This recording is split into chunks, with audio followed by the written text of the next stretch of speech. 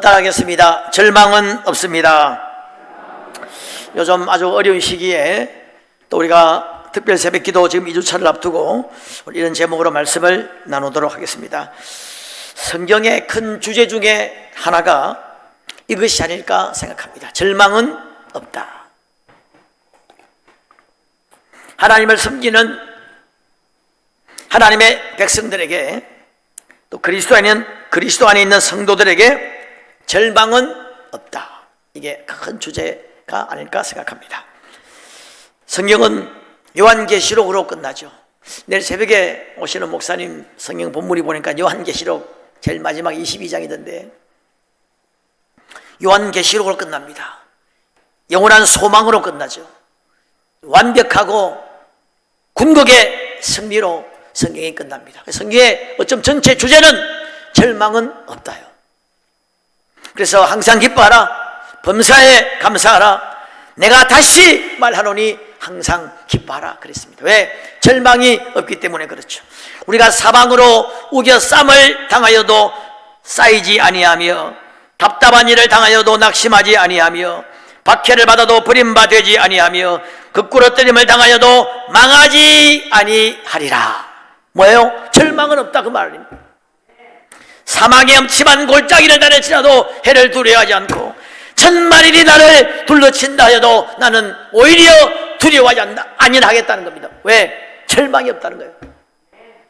성경의 어쩜 모든 책의 주제가 이게 아닐까 싶습니다. 절망은 없다. 창세기 보세요. 아브라함 절망적인 상황들을 만나게 되는데 다 하나님 얘기하시죠. 그래서 성경에 이게 굉장히 부각된 것 같습니다. 여러분 한번 오늘 말씀을 잘 듣고 성경 전체를 한번 요약해서 한번 보세요. 성경에 주님이 하나님이 하실 일들을 쫙 펼치는 게 성경이잖아요. 거의 대부분이 뭐냐? 절망은 없답니다. 이 주제와 아주 이 주제가 창세기부터 요한계시록까지 꿰뚫고 있습니다. 야곱 절망의 상황들을 만납니다. 요셉 노예로 감옥으로 산 넘어 산, 근데 궁극에 대역전이 일어나죠. 오늘 본문의 출애굽 절망적인 상황 아닙니까? 광야 생활, 음식도 없고 농사도 지을 수 없는 광야에 200만 정도 되는 이 사람이 광야 생활, 그것도 절망적인 상황입니다. 가나안과의 전투 이야기, 다윗의 이야기, 느헤미야 이야기, 다니엘의 이야기. 다니엘은 오늘 오후에 우리 백 목사님이 또 다니엘의 기도 말씀을 전하시는데 에서더, 욥, 내가 무슨 말을 더 하리요? 전부 다 절망을 이긴 이야기예요. 인간적으로 볼 때는 완전 절망인데 절망이 변해서 기적이 되고 승리가 되고 희망에 된 이야기들이 성경의 이야기입니다. 여러분 우리가 예수 믿고 하나님의 자녀가 되고 천국을 소유하고 천국 백성이 되었습니다. 우리에게 영원한 미래와 영원한 희망이 있습니다. 얼마나 감사한지 몰라요. 세상 사람들이 이야기하는 희망과 우리가 이야기하는 희망은 차원이 다릅니다. 우리에게는 영원한 미래, 안전하고 완전한 미래 소망이 있습니다. 참 우리가 얼마나 축복된 사람인지 모릅니다. 여러분 축하합니다. 한번 우리 옆에 분들하고 한번 인사하죠. 축하합니다. 인사하시기 바랍니다. 여러분 우리가 만약에 하늘에 소망이 없다면 그 하늘에 소망이 없이 나이가 든 다음에 살아본 적이 없어서 잘 모르겠는데 소망이 없는 사람들은 어떨까? 끔찍하지 않습니까? 그래서 사실 여러분 이 불신자들 속에 있는 깊은 내면의 DNA는 허무예요. 허무.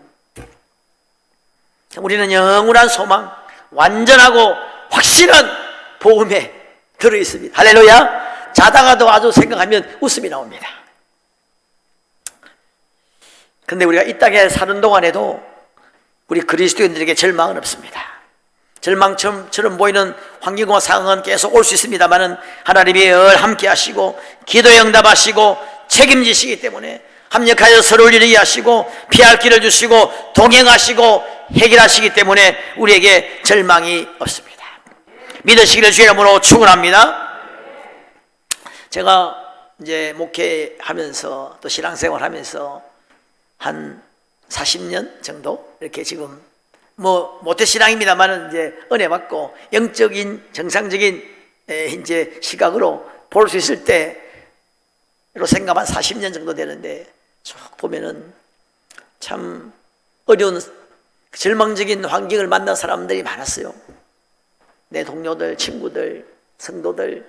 아마 여러분은 다 모를지 몰라도 저는 또 다 알 수 있잖아요. 다 어려운 환경들. 눈물로 기도하는 사람들 참 많이 봐왔는데 이렇게 세월 지나면서 보면은 다 참, 야, 저 친구 어떻게 될까? 저 환경에서 가능할까? 그런데 또 되게 하시고 합력하여서 이루게 하시고 오히려 잘 되게 하시고 할렐루야. 그렇게 되더라고 보니까 그게 참 신비한 거예요. 그래서 여러분 우리 그리스도인들은 절망적인 상황이 오면 해결될 수 있다고 믿어야 됩니다. 믿기를 주의 이름으로 축원합니다. 하나님이 감당치 못할 시험당함을 허락하지 않는다고 그랬잖아요. 그 말은 무슨 말입니까? 절망을 허락하지 않는다는 거예요. 하나님의 뜻이 있다는 겁니다. 그리스도 안에 분명한 길이 있고 답이 있고 어떤 상황에서도 하나님이 함께 하심을 우리가 믿어야 돼요. 오늘 여기 이스라엘 백성들처럼 유명한 본문이죠. 우리가 너무 잘 아는 본문인데 홍해 앞에서 절망적인 상황이 닥치니까 막 원망불평하기 시작했죠. 애굽에 있었으면 좋겠다는 겁니다. 애굽에 차라리 노예로 있었으면 좋았다는 거예요. 원망불평합니다. 이렇게 하면 안 되죠. 여러분 우리가 이런 절망적인 상황을 만날 때 이때 성숙한 성도와 어리석은 성도가 이때 사실 구별이 돼요. 성숙한 성도는 이런 절망적인 상황에서도 절망하지 않습니다. 이때 우리만의 노하우가 뭡니까? 믿음 아닙니까? 믿음, 소망, 사랑.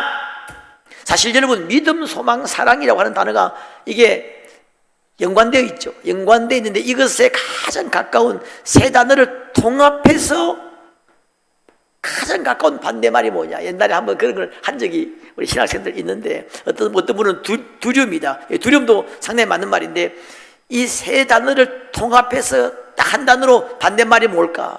가장 가까운 게 절망입니다. 사실 바로 소망 반대가 절망 아닙니까? 믿음이 있을 때 절망하지 않죠. 사랑이 있으면 절망하지 않습니다. 그래서 성숙한 성도는 원망불평하기보다는 이 절망 가운데서 이런 사건 가운데서 이건 어쩜 하나님의 뜻이 있을 거야. 하나님이 이걸 허락하셨다면 지금 어쩜 기적을 경험하기 위한 어떤 과정일 수 있고 내가 하지 못하는 새로운 길이 보여질 수 있고 뭔가 하나님을 기대하고 오히려 그 노하우가 뭡니까? 믿음이잖아요. 믿음을 적용하고 믿음을 발휘해서 이걸 헤쳐나가는 것이 지혜로운 성도죠. 그런데 어리석은 성도는 오늘 이 이스라엘 백성들처럼 원망불평하고 분노하고 어떤 경우는 자포자기하고 막 온갖 그냥 막 탄식과 또 막 호들갑을 막 떨기도 하고 또 영육간에 나락으로 떨어지고 목사님 나 시험 들었어요. 기도도 안 돼요. 이렇게 해가지고 그렇게 되는 것이죠. 여러분 오늘 이 상황은 사실 하나님이 허락한 상황이죠. 앞에는 홍해고 뒤에는 바로 군대가 옵니다. 아주 이 하나님의 이 상황은 하나님이 설계하신 거예요. 하나님은 참 좀 이런 표현이 좋은 표현인지 모르겠습니다만 재미있으신 분이에요. 이런 상황을 하나님이 연출하셨습니다. 내가 원래 영상을 하나 보여주려 하다가 참 오니까 구름 불기둥이 쫙 막잖아요. 구름 기둥으로 쫙 막고 적절한 타이밍에 만약에 여러분 홍해 사건이 없었다면 여러분 어떻게 됐겠습니까? 바로가 지금 이스라엘 백성들 보내놓고 난 다음에 이 도저히 안 되겠다 해서 다시 추격하죠. 만약에 바로 광야로 갔으면 여러분 대군대가 따라옵니다. 여러분 그 당시 세계 최강의 군대가 광야를 여러분 따라오면 어떻게 되겠습니까? 끝까지 따라올 거예요. 하나님은 여기서 끝장내기를 원하시고 보세요. 모세가 오늘 본 애굽 사람을 영원히 다시 보지 아니하리라. 하나님의 계획이었습니다. 그리고 그제서야 이제 애굽 사람들이 하나님이 하나님 되심을 알게 될 거다. 하나님만이 참 신이요, 이 이스라엘 백성들은 하나님이 함께 하시는 백성이다, 하나님의 백성이라고 하는 것을 그제서야 알게 하도록 하나님이 세우신 계획이었다는 겁니다. 인간적으로 볼 때는 절망적인 상황인데 이건 하나님의 계획과 섭리 가운데 있었다고 하는 겁니다. 여러분, 우리가 어떤 절망적인 상황이 닥치면 여러분, 이게 해결될 수 있다고 믿기를 주의 이름으로 축원합니다. 그리스도 안에 분명한 길이 있고 답이 있다고 하는 것을, 이 상황 가운데도 하나님은 변함없이 나와 함께 하신다고 하는 것을 우리가 믿어야 됩니다. 그리고 기도하면 되죠. 여러분, 제가 참 좋아하는 게 하나가 있는데, 옛날에도 한번 말씀드렸는데, 그 심리학자 프랭크 미너스가 말한 능력의 삼각형, 한번 따라합니다. 능력의 삼각형. 삼각형이 요거죠. 요건데, 이 세 꼭지점이 있잖아요. 이 세 꼭지점이 뭐냐? 이 프랭크 미너스가 하는 세 꼭지점은, 하나는 말씀, 따라합니다. 말씀, 교회, 기도. 말씀과 교회와 기도라고 하는 이 꼭지점인 이 삼각형, 이 안에서 문제를 바라보면 거의 그리스도인들은 90% 이상 문제가 풀린다는 겁니다. 내가 지금 말씀의 원리대로 하고 있는지, 말씀 안에 모든 해답이 다 있거든요. 내가 말씀대로 하고 있는지, 말씀을 떠나서는 안 되는 거 아닙니까? 말씀의 기준에, 말씀의 원칙에 한번 내가 어긋나고 있는지 살펴보는 것이고, 그 다음에 교회는 그리스도의 몸입니다. 그리스도의 몸이면 우리의 몸이고 우리의 사명이 있는 곳이고, 내 삶의 이유 중에 하나가 교회입니다. 신앙의 어머니 같은 곳이고, 내가 이곳에서 사명을 잘 감당하고 있는지, 우리 교회 구성원들과 화평한지, 교회를 사랑하는지, 교회에 헌신하는지, 교회가 건강하고 아름다운 방향으로 가는 방향으로 내가 지금 움직이는지, 이 교회 속에서 내 문제를 들여다봐야 된다는 거예요. 교회 따로, 교회는 교회고 나는 나고 이렇게 하면 안 된다는 거예요. 교회 안에, 교회를 떠나서 여러분, 우리 그리스도의 삶은 이야기할 수 없습니다. 교회, 말씀, 그 다음에 기도.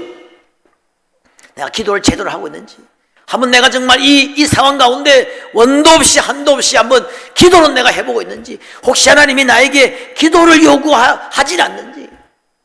하나님이 너무너무 좋은 것 같아요. 이 능력의 삼각형. 그러면 정말 능력 있는 삶을 살 수 있다는 거예요. 어떤 문제나 위기 상황을 만날 때 이 삼각형 안에서 바라보라는 거예요. 그러면 거의 해결된다 하는 것입니다. 자, 근데 오늘 우리가 특별 새벽 기도 앞두고 기도에 대한 이야기를 좀 하도록 하겠는데, 자, 오늘 여기 여러분 15절 한번 보시기 바랍니다. 여호와께서 모세에게 이르시되 너는 어찌하여 내게 부르짖느냐?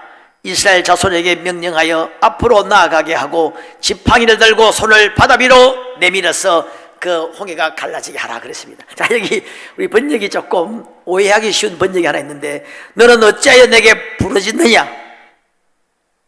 너 왜 기도하냐? 이렇게 오해할 수 있는 좀 번역인데, 이스라엘 백성들은 지금 막 죽었다 하고 원망 호들갑을 떨고 하는데, 모세는 기도했습니다.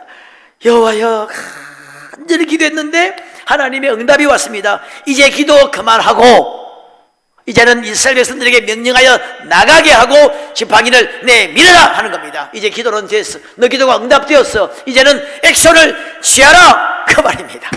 너 기도가 응답되었다 그 말이에요. 여러분, 우리가 절망 가운데 절망을 극복하고 이기는 비결, 기도입니다. 믿으시길 주의 이름으로 축원합니다. 여러분, 성경에는 여러분 기도 이야기가 많이 나오잖아요. 기도 많이 나오는데 큰 기도 응답 받은 사건들을 한번 자세히 보세요. 거의 절망적인 상황입니다.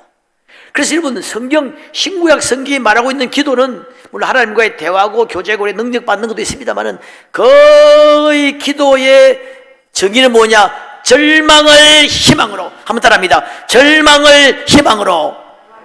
그게 성경이 말하고 있는 기도의 정의예요. 자, 예레미야 33장 333 유명하죠? 너는 내게 부르짖으라. 내가 내게 응답하겠고 내가 하지 못하는 크고 은밀한 일을 보이리라. 그때 여러분, 예레미야가 처한 상황은 완전히 절망적인 상황입니다. 지금 바벨론 군대가 완전히 포위하고 있습니다. 지금 멸망 직전입니다. 그리고 그렇게 멸망을 예언했다고 해가지고 시드기야가 자기를 감옥에 집어넣었습니다. 자기는 지금 이 나라 왕이 감옥에 집어넣었습니다. 적들은 제일 싫어하는 게 선지자였습니다. 적군들은 지금 포위하고 있습니다. 곧 망합니다. 하나님은 이 백성을 향해 진노하고 있습니다. 이거 뭐 완전히 소망이 없는 거예요. 감옥에 있는 자체도 그렇고 나가도 소망이 없고 있어도 소망이 없고 방법이 없다만 그 상황에 나는 내게 부르시자. 그러면 4절부터 그러면 엄청난 회복이 이 성읍에 베푼 복을 인하여 세계 열방 모든 나라가 두려워하며 들 것이다. 그런 놀라운 부흥을 이야기하고 있습니다. 여러분, 이사야 38장에 유명한 히스기야의 기도가 나오죠. 그 유명한 눈물의 기도 아닙니까? 지금 히스기야 주변에 아수르가 완전히 포위하고 있습니다. 이미 북이스라엘은 이미 아수르가 이미 멸망시켰습니다. 기고만장합니다. 아수르 왕이 말하기를 너 북이스라엘 그 하나님이 구했냐? 그렇게 막 하면서 지금 항복하라고 지금 항복하라고 이야기하고 있습니다. 그런데 히스기야는 병이 들었어요. 이 병을 누가 진단했느냐? 하나님이 진단했습니다.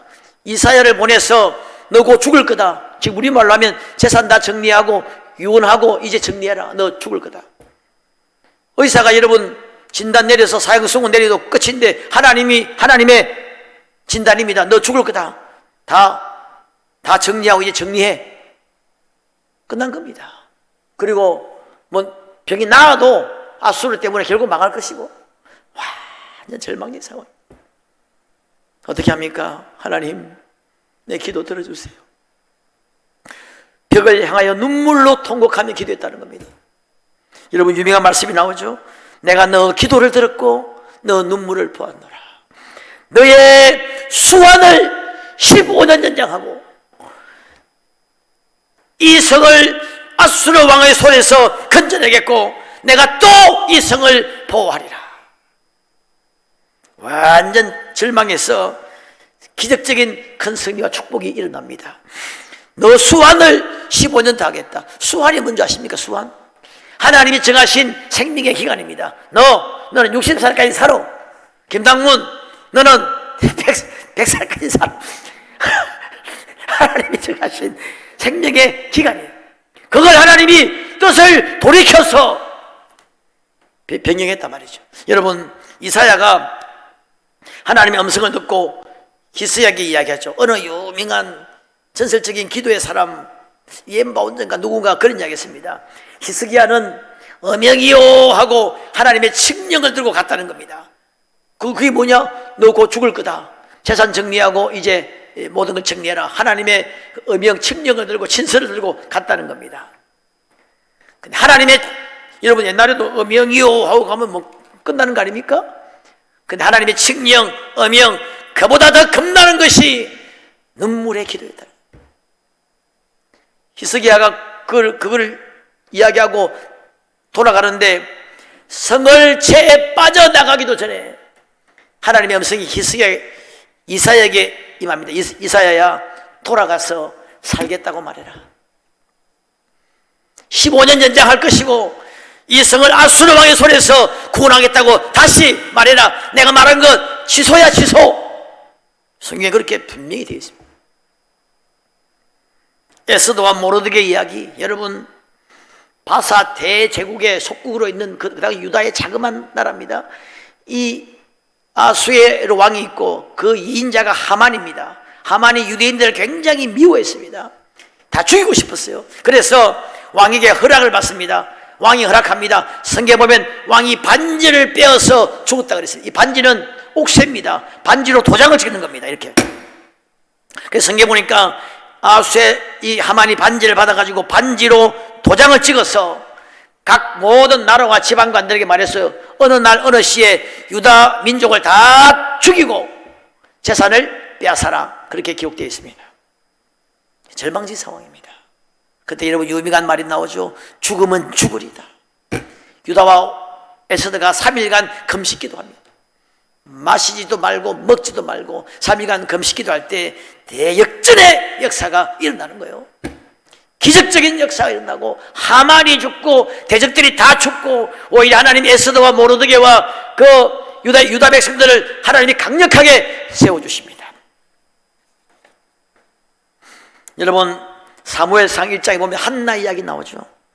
한나가 아기를 낳지 못했습니다.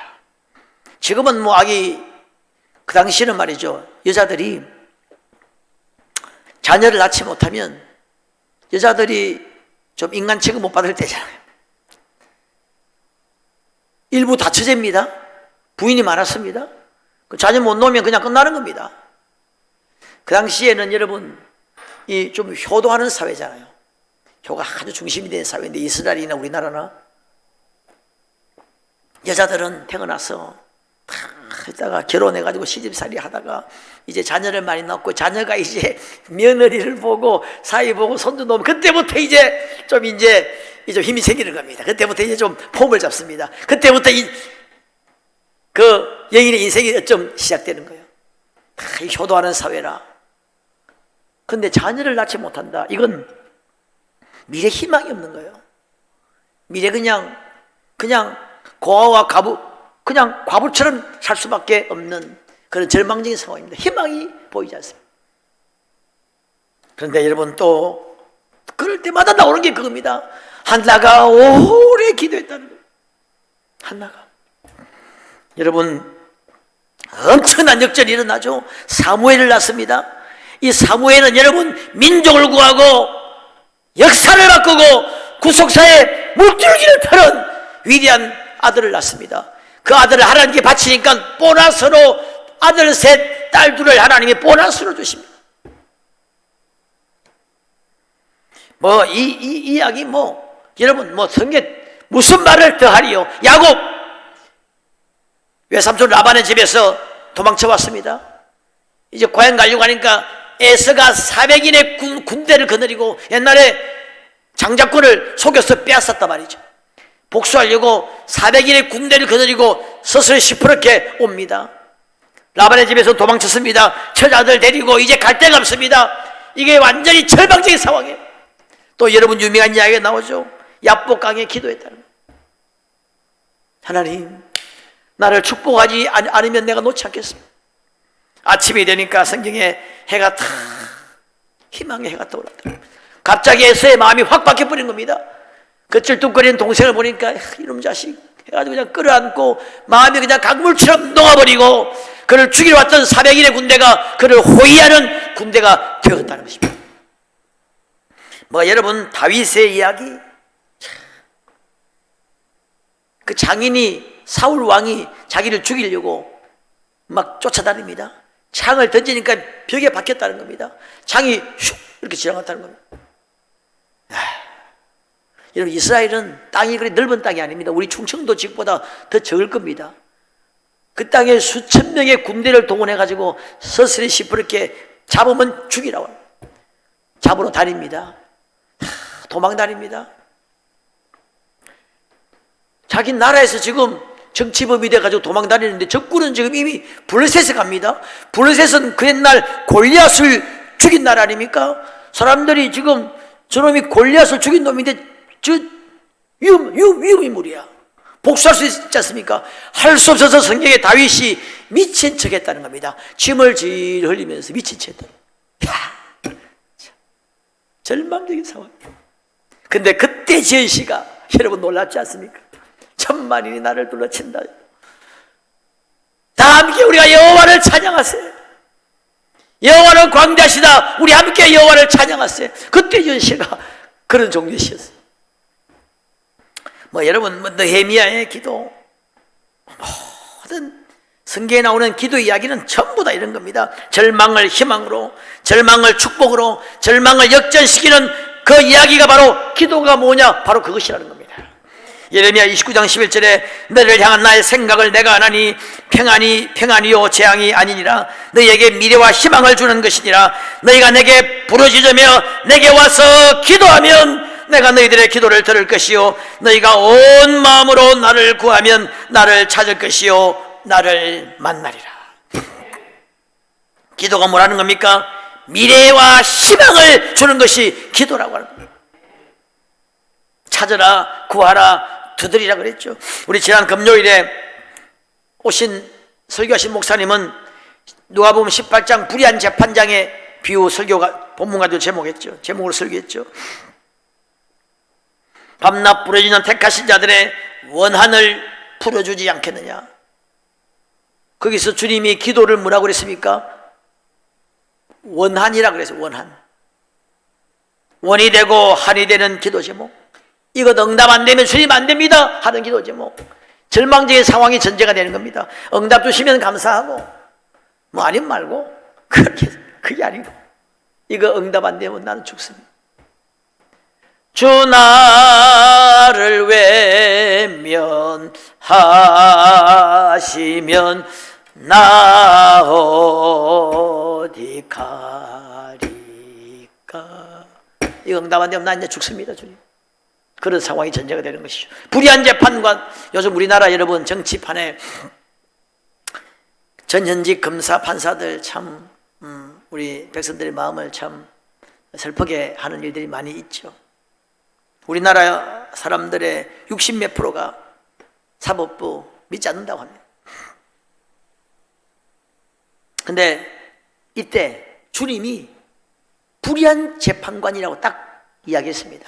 이 사람의 특징이 주님 말씀하시기를 하나님을 두려워하지 않고 사람을 무시하는 재판관이라는 겁니다. 그 재판관의 뒤에 보면 자기 스스로도 말합니다. 내가 하나님을 두려워하지 않고 사람도 무시했는데 이 과부가 자꾸 왔다는 겁니다. 아주 자타가 공인하는 악질 불의한 재판관입니다. 그런데 이 힘없는 과부가 부탁하는 겁니다. 안 되는 상황. 주님이 설정한 상황이 뭐냐? 절망적인 상황입니다. 안 되는 상황이에요. 이건 안 돼. 주님이 기도를 설명할 때 설정한 상황이 뭐냐? 절망적인 상황이에요. 안 되는 상황. 여러분 혹시 이건 뭐 기도해도 안 될 거야. 그 상황을 주님이 기도에 설정해 놓은 거예요. 그때 기도가 필요한 겁니다. 이거는 그건 기도 안 해도 돼. 그런 건 사실 오히려 그런 건 기도 안 해도 됩니다. 이건 기도해도 안 될 거야 하는 게 기도가 필요한 거예요, 원래. 여러분 오늘 이 책, 어제 이번 주에 책을 한 권, 어제 우리 이제 방에 책들 쭉 보다가 절망과의 결별 이런 책이 있어가지고 끄집어 내서 보니까 아마 개인 성경 필사 참가상, 우리 어머니가 성경을 신구약 다 적었거든요. 제 목양실에 적은 게 김남훈 목사에게 들이내가지고 받아서 내 방에 있는데 아마 개인 필사 성경 참가상 상으로 1994년 11월 20일 수중동 성결교회 도장이 찍혀 있더라고요. 우리 어머니가 받은 책이라 이게 이제 아주 오래된 책인데 그래서 한번 이게 또 그래서 한번 읽어봤어요. 읽어보니까 내용은 그냥 간증집이에요. 정건모, 박세직, 이영무 이런 유명하신 분들의 간증집을 아주 자세하게 적은 간증집입니다. 자, 이걸 이런 책이 금방 다 읽으니까 읽어보았어요. 내가 또 아는 내용도 많고 한 반 이상은 아는 내용인데 참 절망과의 결별, 작은 제목이 시련의 용광로 속엔 하나님도 함께 계셨다. 그렇게 대단히 성공하고 쓰임받았던 사람들도 다 절망의 시간들을 보내고 절망의 순간들이 다 있은 겁니다. 정근모 장관님 다 아시죠? 아마 우리나라에 이렇게 똑똑한 사람이 있나? 12세 경기중학교 수석 입학, 15세 경기고등학교 수석 입학, 경기고등학교 입학하자마자 4개월 만에 대입검정고시 전국 수석, 16살에 서울대학교 차석 입학, 21살에 최고 기록이라고 합니다. 미시간 주립대 박사과정 수석 합격, 24살에 박사학위 취득, 이것도 기록이라고 합니다. 24살에 박사학위 취득, 24세에 미국 플로리다대 조교수, MIT 원자력공학과 연구원, 43살에 한국전력 사장, 51살에 우리나라 과학기술처 장관. 봤더니 이거 이거 천재죠. 천재고 우리 그런데 이렇게 성공한 사람도, 여러분, 아들 진우, 아들이 신장염, 만성 신장염으로 이게 썩어가고 신장 이식을 했는데 이게 그 당시 이게 한 40년 전이니까 안 되는 겁니다. 점점 죽어가는 겁니다. 황달에. 본인도 견디지 못해가지고 본인이 2번 자살을 시도해요. 한 번 자살하려고 차를 가지고 절벽으로 도취해버려요. 그러니까 이게 가로대를 질러서 떨어지는데 밑에 요만한 나무에 딱 걸려가지고 차가 기적적으로 섰다는 겁니다. 그걸 여러분, 그 소식을 들은 부모 마음이 어떻겠습니까? 잘 나가는 교수 박사면 뭐 하겠어요? 무너지는 거예요. 의학으로 고칠 수도 없고 또 자살 또 시도하는 거예요. 야, 참. 절망해. 근데 보세요. 진우의 생명이 오직 하나님께 달렸음을 깨달으며 밤새도록 하나님께 매달렸다. 마치 야복 나루에서 야곱의 기도처럼 교회와 성도들이 함께 기도했다. 근데 밤새 하나님께서는 기적을 이루어 놓으셨다. 흑달이 점점 그치고 일주일 만에 정상적인 모습을 회복하고 간 기능도 정상으로 돌아왔다. 여기 내용들 다 그겁니다. 다 그거예요. 기도했다는 기도. 또 다른 분, 하나님이 계시면 이 아이를 고쳐주세요. 그리고 일주일 눈물로 기도했다. 눈이 뭉개지도록 울며 매달렸다. 일주일 내에 밤이고 낮이고 아이를 업고 기도했다. 근데 열흘 되었을 때 기적이 일어나기 시작했다. 전부 다 그런 얘기예요. 오늘 교수님은 이 사람은 시각장애예요. 장님 거지 중에서도 자기들끼리 모여가지고 쟤는 소망 없어 그랬다고 합니다. 그 말 듣고 나는 이제 죽어야 되는 거야 생각하면서 바람을 새로 가던 곳 바닷가, 이르리면 아주 추울 때인데 거기서 바위를 붙잡고 한없이 울며 부르짖었다. 주님, 내게 희망이 있습니까? 끝없이 울부짖고 있는데 주님의 음성이 들렸다. 낭망하지 말라, 두려워하지 말라. 실로암 안과 그 병원의 원목님의 간증이야. 전부 다 그런 겁니다. 절망은 있었고 기도했다는 겁니다. 여러분, 박세직이라고 여러분 유명한 우리나라 옛날 올림픽 88 올림픽 조직위원장님이 계십니다. 장관도 아마 지내시고 그 유명한 분입니다. 그분은 제가 옛날 그 신학교 다닐 때도 그분이 와서 간증하고 기도하자고 막 했던 분인데 88 올림픽은 역대 올림픽 중에서 가장 모범적인 올림픽으로 손꼽히는 그런 올림픽입니다. 그 올림픽에 여러분 이번에 간증, 나는 이런 정도인지 몰랐네요. 10년을 준비시키고 기도하고 매일 금요일마다 올림픽 끝날 때까지 금요일마다 금식하고 기도하고. 이건 여러분이 한번 읽어보시죠. 그날 88년 8월 27일 이제 성화가 여러분 그리스에서 오는데 이분이 이제 기도 운동을 정말 기도해요. 그때 전국적으로 기도 많이 했습니다. 성화가 오는데 11시, 88년 8월 27일 11시에 성화가 오는데 제주공항에 도착하는데 자기가 제주공항에 갔을 때 10시 30분인데 억수 같은 장대비가 쏟아지고 있었다.